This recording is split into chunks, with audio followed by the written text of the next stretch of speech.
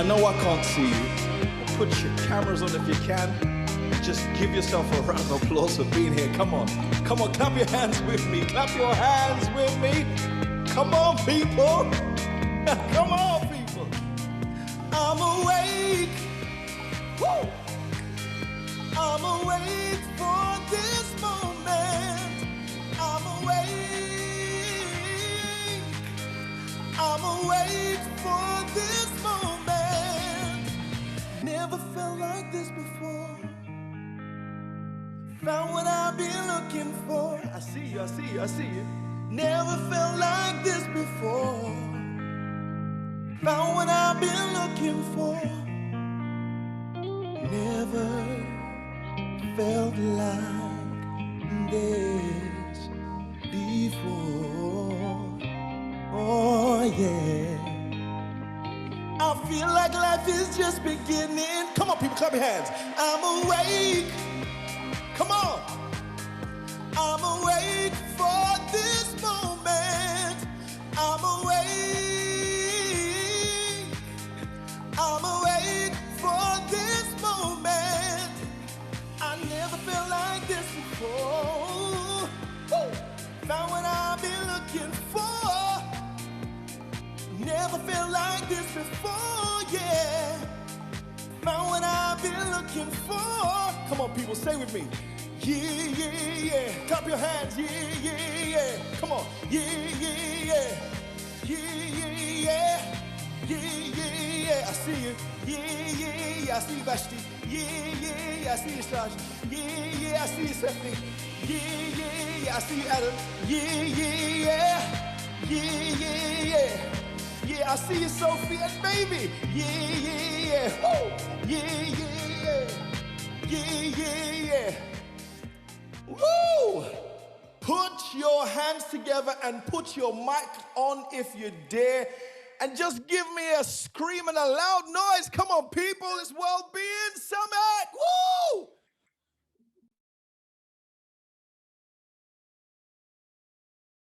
Oh my gosh. People did not dare to put their microphone on yet. That's okay. That's okay. We'll do it later. We'll do it later. And that's actually quite interesting.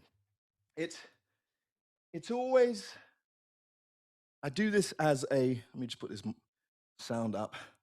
I do this as a pattern disruptor to see what we can bring out. And sometimes it's great to just turn the earth and see what we can bring out. And often that is the reaction that people have to displaying their voice on display. And it's good, it's cool, it's a good place to look. And I really want to just turn the earth this session. I'm not going to give you any absolutes or this and that. You know, this is the way it should be done.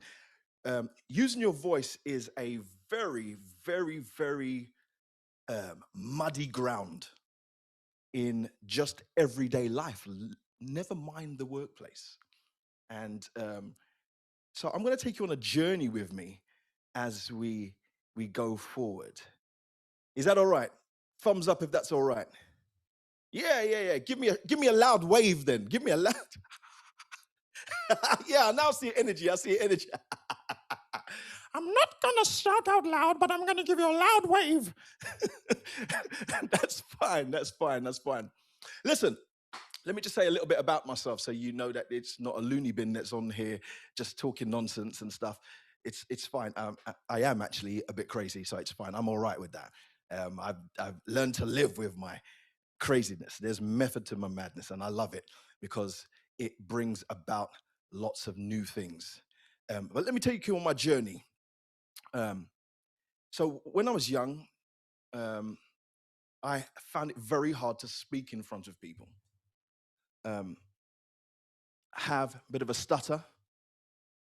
Have, you know, my voice in secondary school was breaking. I can see everybody now. There you go. And the things that, you know, a 13-year-old boy would go through and came from Thornton Heath originally, but my dad moved me up into Coulsdon in the 80s. And we went to a predominantly white school. I was one of four black kids. And I had a lot of different things going on. I was a teenager. My voice was breaking. There were not many kids looking like me. And so lots of the stuff was compounding. Hands up has been in that situation, is where you've been in an environment where it's not you. Okay, good, thank you. And had a lot to deal with. But one of the worst things I had to deal with was this voice thing, this not being able to string sentences together and answer in the classroom. Just a simple thing. Hands up has been in a situation where they wanted to say the answer in the classroom when they were a kid. And and we were worried about not only getting the answer wrong, but also worrying about the backlash of getting the answer wrong. And then you had your different social groups in there, and they all had their different responses to you getting the answer wrong. And then after that, it was compounded because it would be answered like, the answer's 4. Yeah, it's that thing. So I had to grow up with that sort of thing. Being a person that stuttered and couldn't bring their sentences together, I had to really find a way of finding a place in these social groups in school. So you had the really cool kids. Who was one of the cool kids? Yeah. No. Oh, yeah. Oh, wow. Just loads of heads going, no. Who was in, we called it in the 80s, the boffins, the smart kids. Who was in that group? Hands up. All right, yeah, look at that proud cat. That is I. Who was in the kind of rough and tumble group, the ones that were the fighters? No fighters here. Oh, wow, this is just like one circle of people here. And who were the shy people? Hands up. Yeah. I know that group well. And then there was the music department.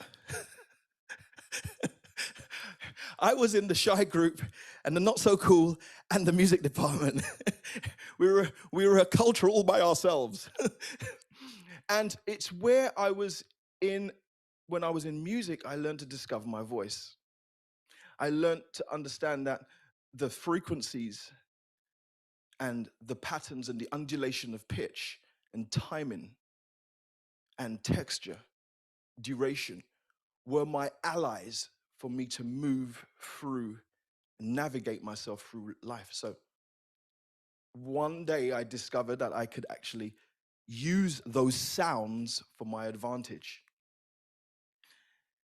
Not only just for my advantage for survival, because it was a survival mechanism, but I also used it as an advantage to help others.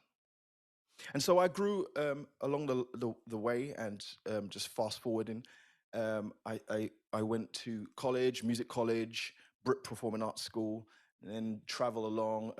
I got a scholarship for Berkeley, Boston, Massachusetts. I didn't take it. I joined a choir called the London Community Gospel Choir at that time. And we were traveling around the world, touring with loads of people. And I discovered a number of things about people when they're in groups and clusters and how they behave. And I learned to read people in audiences. And that became a very powerful thing for a person that was very shy.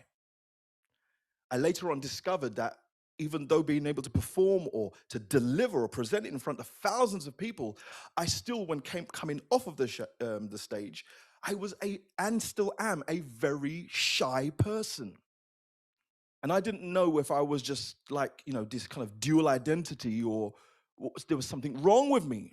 Only realizing later on that I was both extrovert and introvert, that I am an ambivert. And I realized that this amphibian-like behavior is not bad behavior or a wrong thing, but basically it can be used to help people in both worlds, in all of those worlds, in all 3 worlds. And hands up, who is an extrovert here?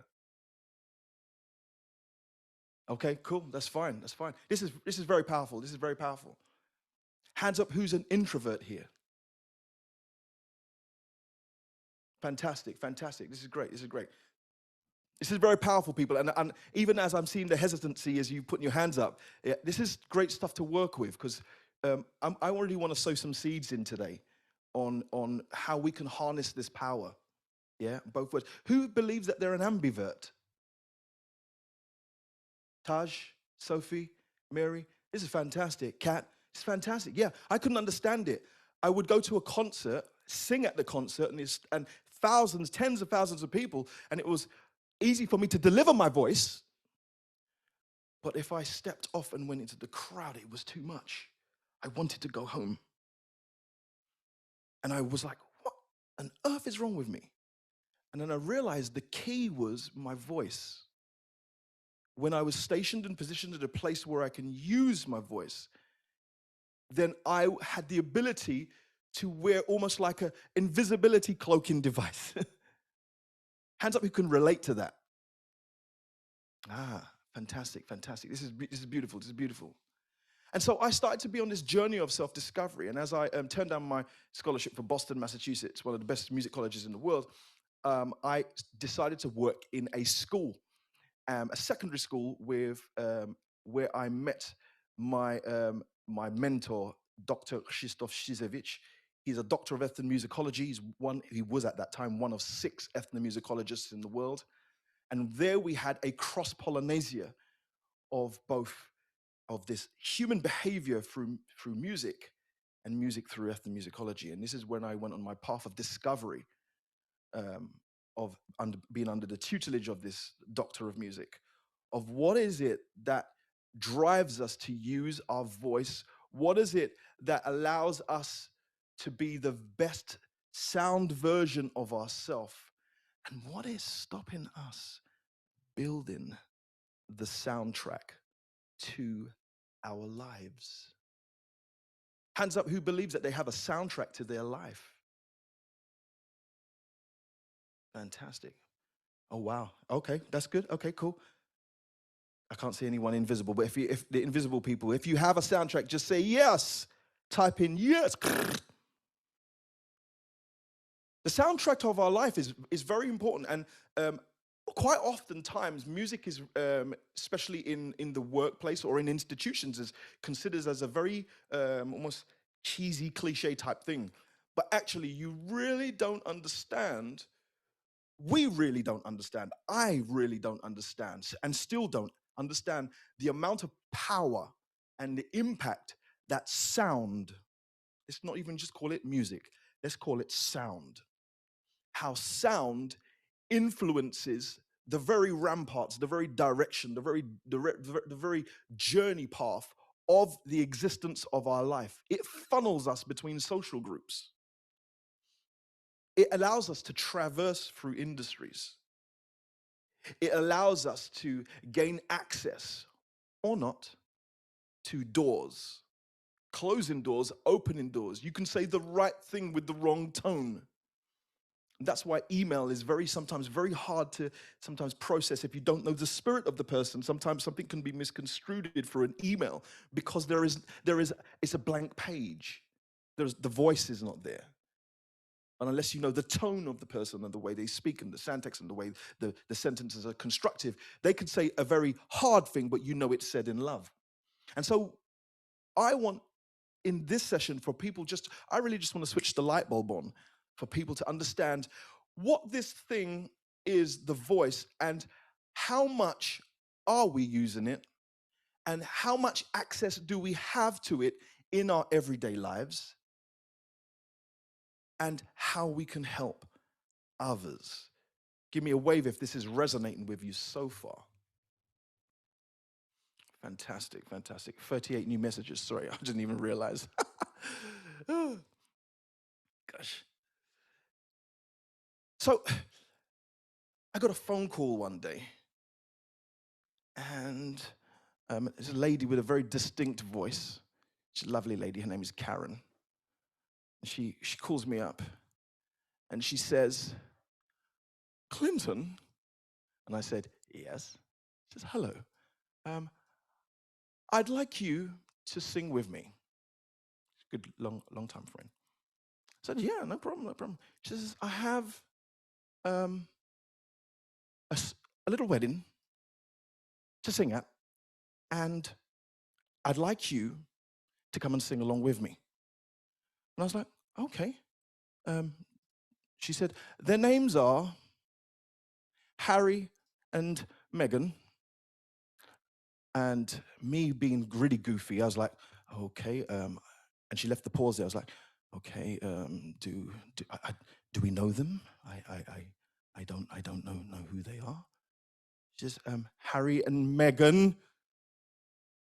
And I was like, she says, okay, just because she couldn't, she was under, she said, just type in, please, type in Google this wedding I need you to be at. And I said, oh, okay, sorry. I live under a rock most of the time. I said, okay, cool. So I've done loads of weddings. And I love weddings. Just love the togetherness. And so we went down, we did this wedding. And there was lots of people that are singers that I haven't seen for a long time. So I was very happy to see them. I mean, the happiness was just so overwhelming. Got to see loads of people to work with, great people again. So after a very long time, we haven't seen each other. Went to see them. We learned this song. We sang this song in this fantastic place, great edifice, great moment. And I remember every member of the audience was just, every member of the choir was so happy to be there, and they were just giving it their all. It was only until afterwards when we realized the magnitude of the product that you see today. Over 2 billion households, not views, not YouTube views, 2 billion households saw and tuned into this spectacle. And then I started to think about what actually the process was behind bringing this. The question could have been raised to me if someone told me the stats and everything that was happening before, would I be okay to use my voice? Would I be like as confident to use my voice? And probably the nerves would have kicked in. And so I started to unpack, what is it that makes a group of people come together and give their best to perform an outcome? Does that make sense? You see, this was an extraordinary event, and let's just forget about the event itself. Forget about the whole paraphernalia and everything behind it. But the ability to bring an outcome under so much pressure. There are some amazing ingredients that are in there that we can each process. And so I want to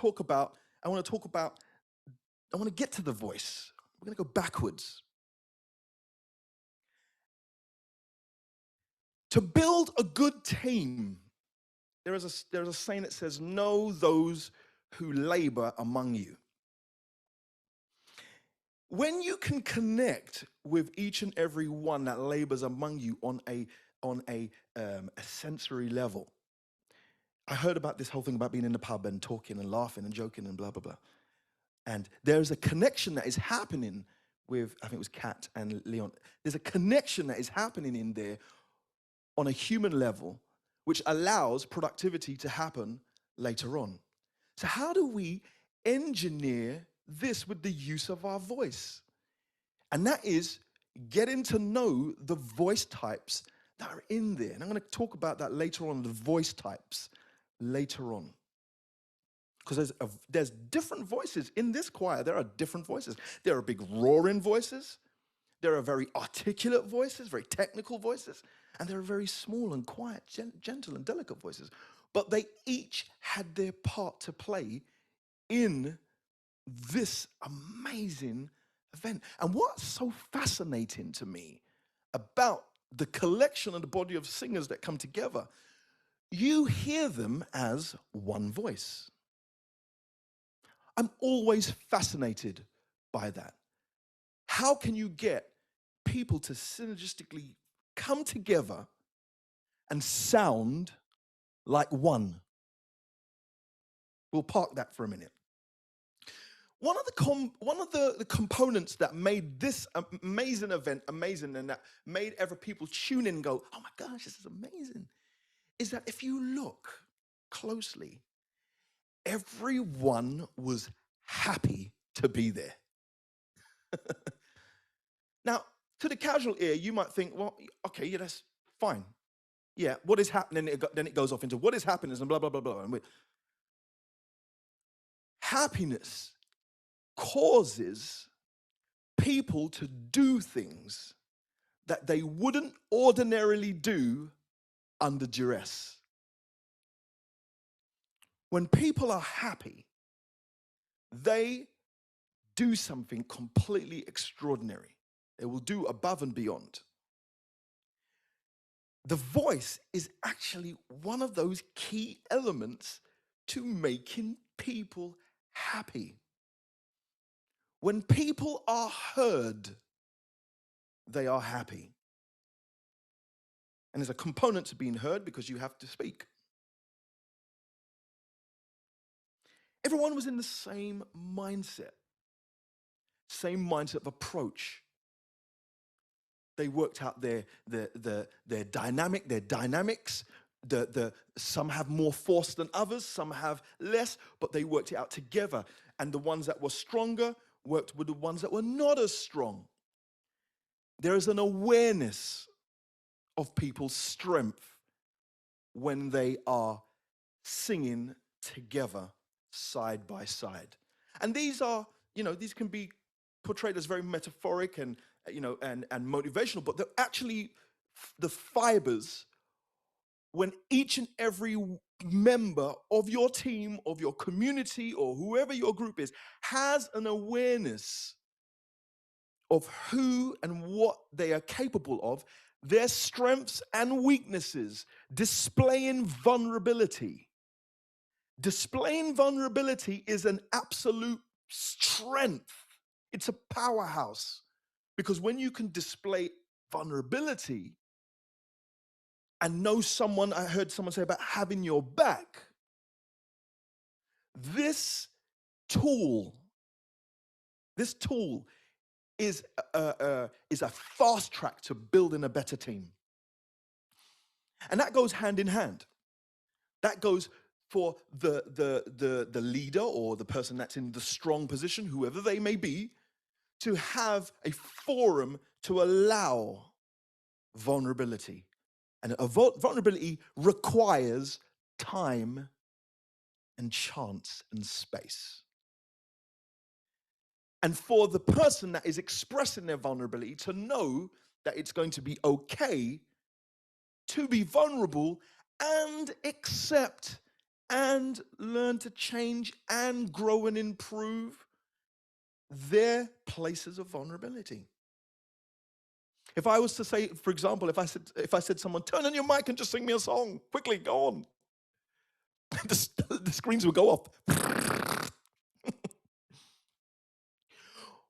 But we are now aiming to, with the world upside down, we have an opportunity to display or to cultivate, to curate this ground where we can change the landscape and environment, or where people raise up and are able to show their voice. This is the type, and I'm really amazed by this forum of people in HR. We have the power here to be able to change and reset the landscape of what it is that a person is bringing to the table and how they bring it to the table. This is the opportunity. This is the opportune time. And where does the voice, I hear someone saying, what does the voice have anything to do with it? It's one of those things you use just because you need to communicate. So let me take you I just want to know who I have in this room, actually. That would be really nice to know. Yeah, it would be really nice if you can put your camera on, it would be great. If you can't, if you can use the comment section and we're going to have a bit of timing because there's a bit of a delay. I want to know, thank you very much, my dear. Thank you, Daniel. Thank you, Debbie. That's beautiful. Thank you. Thank you. And if you can, just when I asked, this is going to be a bit of a call and response, I want you to respond in the comment section. If you can't put your camera on, that's perfectly fine. You see, let me share my screen. Go back to what I said, know who labors among you. Very powerful statement. Because when you can know who labors among you, you can start to draw and pull out the gold out of those people. Because they're in that place of vulnerability is pressure. And in that place of pressure is the breeding grounds to breed diamonds. Do not, you may want to write that one down. Do not, people of all walks of life, run away from pressure. Pressure creates diamonds. Everybody on this planet has a why. If you see me doing this, I'm not dancing. I am hyperactive, but at the moment I've got a back problem. Yeah, but just pretend I'm dancing. Everybody on the planet has a why, people. Everyone. Why? We wake up in the morning and the scent of this why moves around the room like a pervading wind. In that moment between sleep and wake, you open your eyes and you go, why? Hands up, who does that? 100%. Everybody. Some people do it when they wake up in the morning. Some people do it in the middle of the afternoon when they're talking to that person that is irritating their head off. And they go, why? And some people come to a place of trauma and they say, why? I encourage and invite every one of you to investigate that why before all of those events. When you can start making it habit to understand that why, then you will know your how. And when your why is big enough, your how will follow. You want to write that one down. When your why is big enough, when you make your why large, when you pump that why up, your how will start to follow. If you are a walking why, my mission, your how will turn up. And I think this is very, very purposeful for people in HR. Your why, you are the amplification of your company, your group. Your why has to be amplified to such an extent so the how come. How come? Sorry, I just made that one up. And behind the how, when you rearrange the words how, you find who. I know when I'm off mark, when I don't find the who's. It's because my how is not big. It's not attractive. And then I know, well, because my why is not bigger either. Now, the reason why I say that is because you're going to attract different voice types.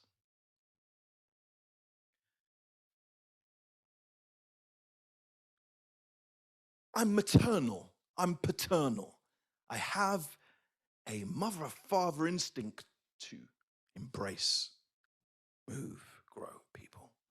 I love people, regardless of their idiosyncrasies, regardless of if they're right or wrong. I just love people.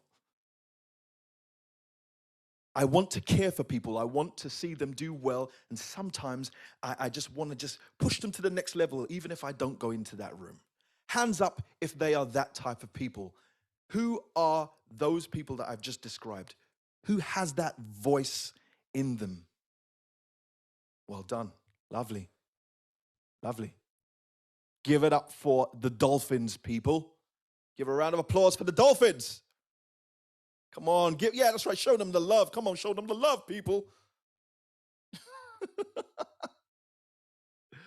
Yeah, dolphins are caring people. They just love. You can hear a dolphin. I mean, not in the coffee room. No, you can't. But you can hear a dolphin in their voice. They possess dulcet tones. They come to you with a very soft voice. Jane, I believe that you could actually approach it from a different way. I love the way you've done this. We call it a praise sandwich. I love the way you've done this. I think it's absolutely fantastic. And here comes the joiner. However, I invite you to look at it from this point of view. I think it's absolutely fabulous what you've done, though. But if we could just tweak it a little bit. Can you see the care? Can you feel the care? Dolphins go out of their way to use certain dynamics. One of the elements of the voice is dynamic range, volume. If I want to be caring, I will use a soft word. I think you're absolutely fantastic. I think you're absolutely wonderful. I just think there's a few areas that need to change. Dynamics in singing is just the same as we use in our speaking. There is actually no difference. The downside to dolphins, though, is dolphins tend to care so much that they love people to death. And so what happens is that they have the tendency of being used too much. Hands up who's ever been in that situation before, where they've cared so much. So we need to, thank you very much, I see your hands. So we need to employ another voice so we can have the balance. I'm not seeing the comment section. Is a comment section pinging? Oh, yeah, it is. There you go. So we need to employ another voice. We need to find a balance between where we use that soft sound, where we use the space to give people to grow, where we use our pitch. But a little bit more about pitching later on. Give it up for the dolphins, man. Give it up for the dolphins. They're just amazing people. We need those people in our lives, or else we'd be in trouble. Where would we be without the Care Bears? I'm showing my age now.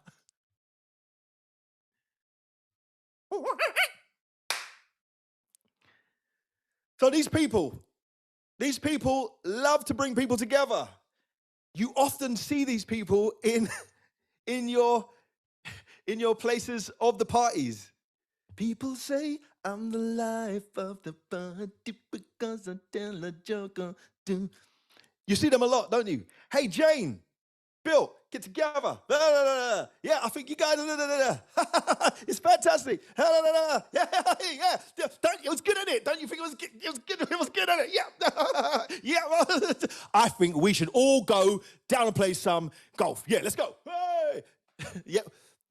We see those people. They're people like to join people together, aren't they? They're people that use their voice and link people. They are people that use their voice to include people. They are people that use their voice to excite people to a place of emotional positivity and then glue people together. Bam. They often live in the rhythmic range. They live in that rhythmic realm, because they have a sense of timing of bringing people together. They are called the monkeys. Hands up, who's a monkey? Hey, hey, we're the monkeys. People say we monkey around. Yeah, they're the monkeys. These people are powerful people. Why? Because they are your social network. Look out for rhythmical qualities in their movements, in their voice type. Look out for the timing. Look out for the rapping feeling in their vocal delivery. Look at the way they excite people, the way they can bring people into the room. Watch the room light up. Put them in front of a number of people because they are a chemical reaction. See what chemicals come out. The downside with monkeys, the downside is that monkeys sometimes tend to overbake stuff, or the wrong chemicals come out and they end up with some explosions. And that is because of poor timing. And so sometimes they can have a tendency of bringing the wrong people in at the wrong time. Sometimes they create social groups that exclude others because their power of joining people is so strong. And their voice is so rhythmical, you can't compete with it. The timing. They have what we call the gift of the gab. And so their voice type is very, very hard to push through because of the entertainment value of it. They have the ability of saying the wrong things and making it sound right. Hands up who knows someone like that. They just get away with murder. You've got something intelligent to say and they come along and they say the wrong things. Clinton, just to jump in, sorry to interrupt you. We've just got a minute or two left. No worries. No worries. I've got the clock here. No worries. We're going to have to meet each other another time. Who's the one that has all the intelligence? Who's that in your group that has all the information, all the flow, all the data? Hands up who can yeah, there you go. There you go. There you go. Able to process all the information without a flutter in their eyelid. They often present the data in a very monotonal value. And so it's so impressive. Well, you see, if speed, time, distance divided by calculating, and we'll end up with the possibility of this happening. And everyone's like, wow, because there's no emotion to it. Downside with owls, what happens with owls? They suffer from one of the diseases that all the others do not have. And that is paralysis by analysis. Balancing it out with the voice type of an owl. I'm going to do the last one, and then we're going to close.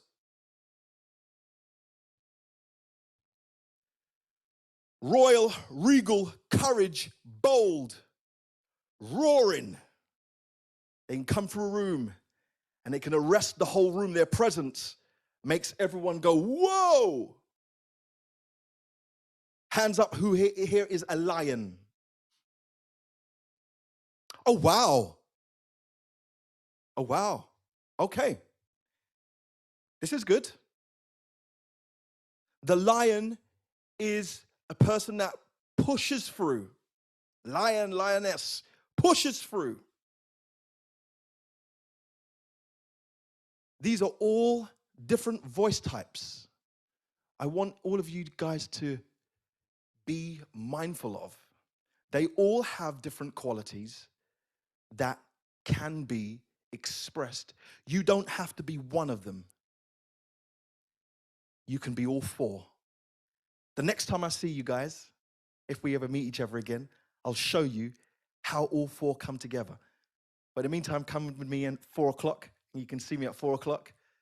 And I'll show you some tricks on how to express your voice. Guys, it was lovely to meet with you.